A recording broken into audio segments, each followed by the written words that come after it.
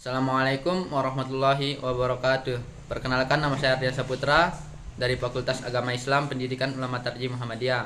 Di sini saya akan menyampaikan tugas saya tentang teori komunikasi. Adapun subtema yang saya angkat pada kali ini yaitu tentang teori perilaku komunikasi. Perilaku atau aktivitas-aktivitas tersebut dalam pengertian yang luas yaitu perilaku yang menampak dan perilaku yang tidak menampak. Demikian pula aktivitas-aktivitas dan kognitif. Sedangkan perilaku komunikasi sendiri yaitu suatu tindakan atau perilaku komunikasi, baik itu berupa verbal maupun nonverbal, yang ada pada tingkah laku seseorang. Perilaku adalah suatu kegiatan aktivitas organisme atau makhluk hidup yang bersangkutan. Oleh sebab itu, dari sudut pandang biologis, semua makhluk hidup, mulai dari tumbuh-tumbuhan, binatang, sampai dengan manusia, itu berperilaku.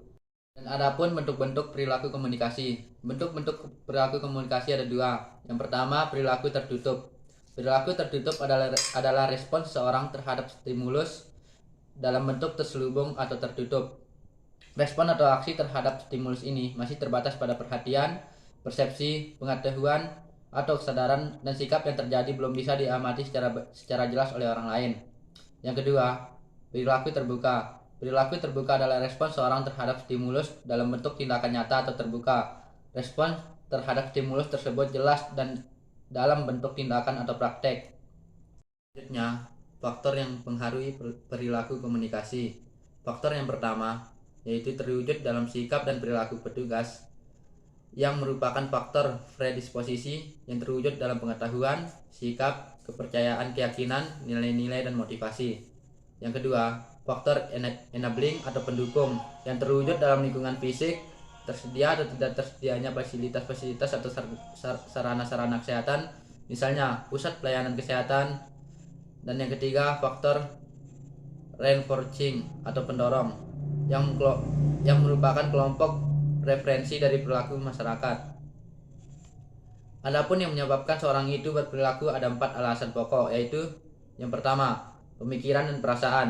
Bentuk pemikiran dan perasaan ini adalah pengetahuan, kepercayaan, sikap, dan lain-lain. Yang kedua, orang penting sebagai referensi apabila itu penting bagi kita, maka apapun yang ia katakan dan lakukan cenderung untuk kita. Dan yang ketiga, sumber-sumber daya, yang termasuk adalah fasilitas-fasilitas, misalnya waktu, uang, tenaga, kerja, keterampilan, dan pelayanan. Pengaruh sumber daya terhadap perilaku dapat bersifat positif maupun negatif. Yang keempat, kebudayaan perilaku normal. Kebiasaan, nilai-nilai, dan pengadaan sumber daya di dalam suatu masyarakat akan menghasilkan suatu pola hidup yang disebut kebudayaan. Perilaku yang normal adalah suatu aspek dari kebudayaan, dan selanjutnya kebudayaan mempunyai pengaruh yang dalam terhadap perilaku yang ada. Selanjutnya yaitu pembentukan perilaku.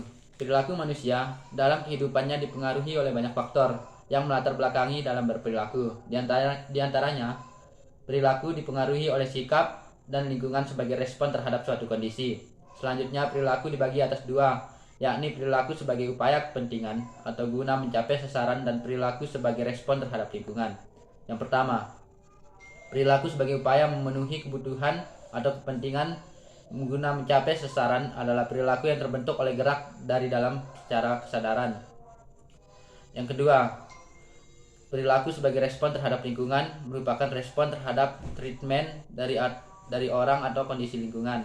Sekian pemaparan materi dari saya tentang teori perilaku komunikasi. Apabila ada kekurangan, itu datang dari saya pribadi. Apabila ada kebenaran, itu datang dari Allah Subhanahu wa taala. Assalamualaikum warahmatullahi wabarakatuh.